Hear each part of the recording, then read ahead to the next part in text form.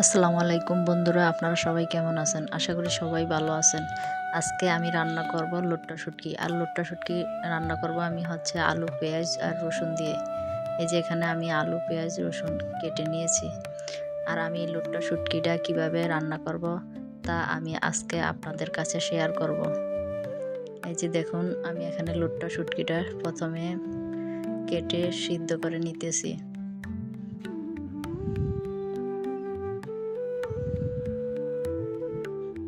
আর এটাকে আমি প্রথমে কাইটা ঠান্ডা পানিতে ভালো করে ধুয়ে নিয়েছি। এখন আবার গরম পানিতে সিদ্ধ করতে দিয়েছি। এই যে গরম পানি থেকে এখানে নামিয়ে নিয়েছি। তারপরে এটা আরো ভালো করে ধুয়ে নিয়েছি। এই যে দেখুন, পরিষ্কার করে ধুয়ে নিয়েছি।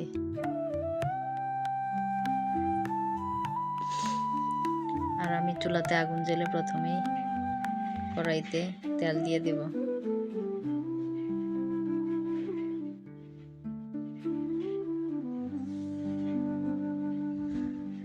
তেলটা গরম হয়ে আসলে এখানে আমি পেঁয়াজ রসুন কাটা দিয়ে দেব। দুটো তেজপাতাও দিয়ে দেব।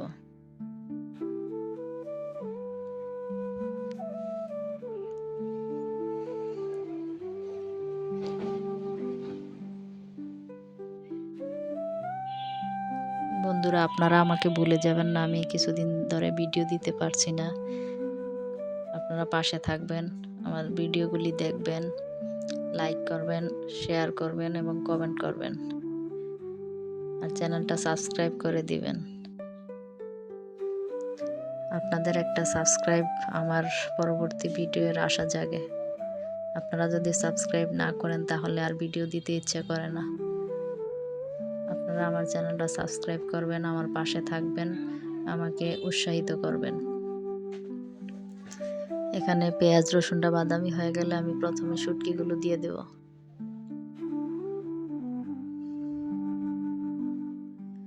শুটকিগুলো পেঁয়াজ রসুনের সাথে ভালো করে প্রথমে ভেজে নিব। তাহলে শুটকির যে এক্সট্রা গন্ধ সেটা থাকে না।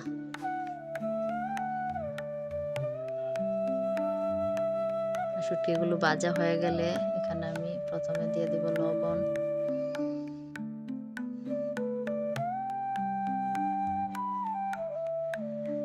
তারপর আরো কিছুক্ষণ ভেজে নেব।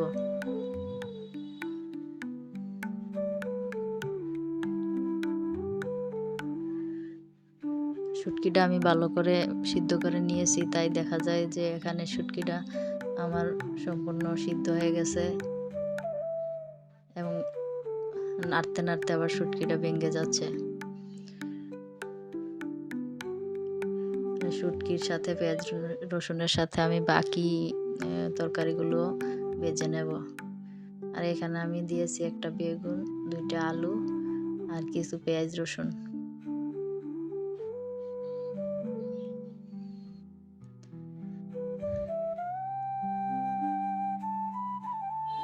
শুটকি, পেঁয়াজ রসুন সবজিগুলো আমি ভালো করে ভেজে নেব।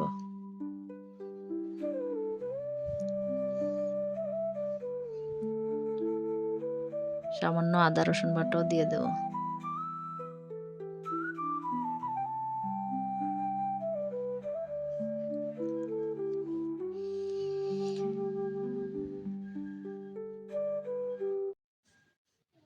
ঢাকনা দিয়ে ঢেকে সবজিগুলো সিদ্ধ করে নেব।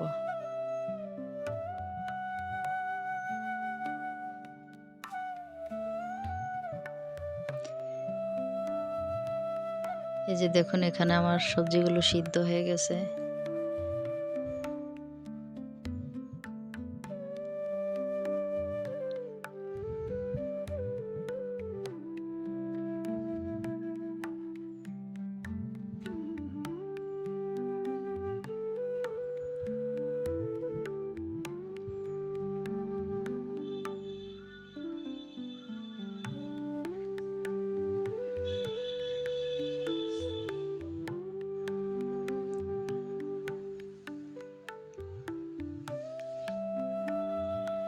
আর আলুটা সিদ্ধ হওয়ার পর আমি এখানে গুঁড়া মশলা অ্যাড করব।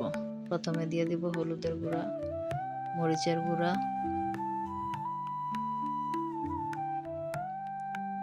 আর লবণ তো আমি আগেই দিয়ে নিয়েছি। এখন আমি এগুলা ভালো করে মিশিয়ে নেব।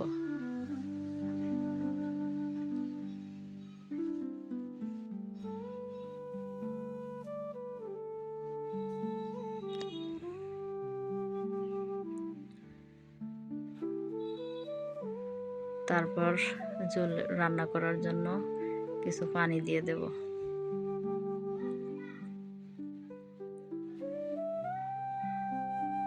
সামান্য পরিমাণ পানি দিয়ে দেব।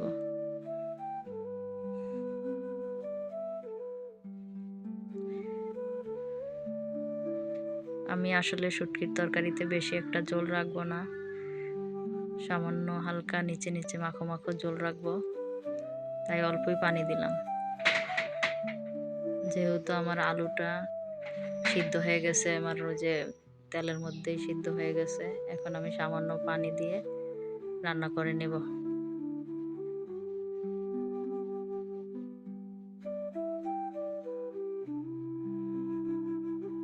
এই যে দেখুন দেখুন আমার তরকারিটার কালার কত সুন্দর হয়েছে। আর এইভাবে শুটকি রান্না করলে খেতেও অনেক ভালো লাগে।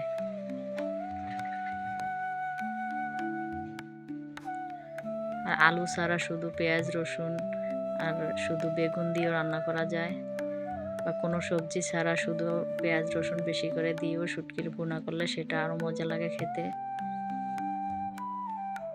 এই যে আমার রান্নাটা প্রায় শেষের দিকে, এখানে আমি জিরার গুঁড়ো দিয়ে দেব।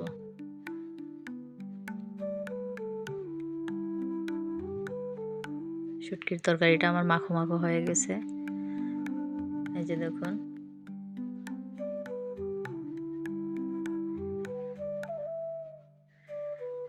আপনারা শুটকি খেতে কে কে পছন্দ করেন কমেন্ট করে জানাবেন। অনেকে শুটকির গন্ধ সহ্য করতে পারে না, আমার কাছে এই শুটকির ঘ্রাণটা খুব ভালো লাগে। আর এভাবে গরম পানি দিয়ে সিদ্ধ করে রান্না করলে শুটকির কোনো এক্সট্রা গন্ধ থাকে না, এটা খেতে খুবই ভালো লাগে, খুবই মজা লাগে। যে দেখুন আমি শুটকিটা তরকারিটা নামিয়ে নিয়েছি, দেখুন কত সুন্দর লাগছে দেখতে, এটা খেতেও অনেক ভালো লাগবে।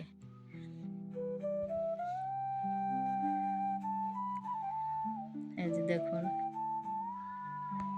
আর আমি রান্না শেষে ঘরে এসে দেখি, এই যে দেখুন আমার বাড়ির বাচ্চারা আমার বিছানার উপরে খেলা করতেছে। ওরা আমার কসমেটিকের ডালাটা নামিয়ে খেলা করতেছে দুজনে মিলা। ওরা সারাদিন এই কাজই করে, আমার বিছানার উপরে সোফার উপরে সারাদিন খেলা করে।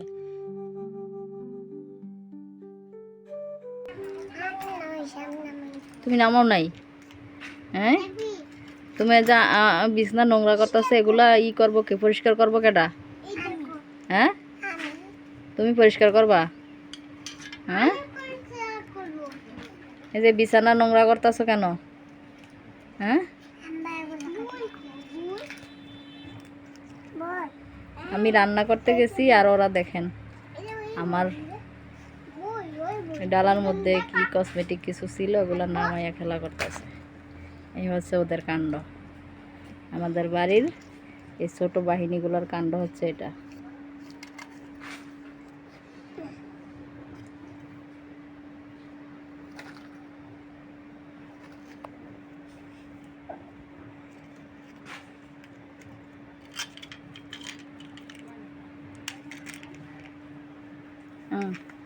আয়ান, রাজার গানটা বলো, বলো।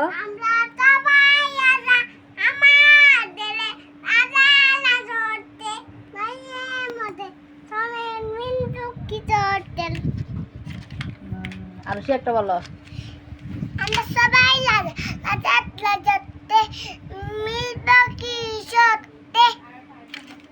নইলে মোদের রাজার সঙ্গে মিলবো কি সত্যে। তুমি একটা সরা বলো এবার।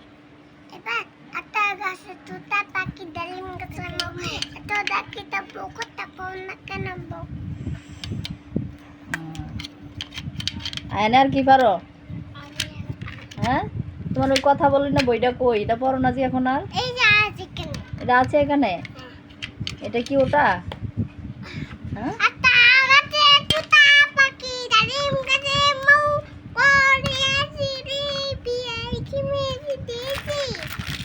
দেখছো আমার বিছানা নোংরা করতেছে। তোমাদেরকে মাইর দিতে হবে, মাইর দিতে হবে। তাহলে কি করতে হবে? হ্যাঁ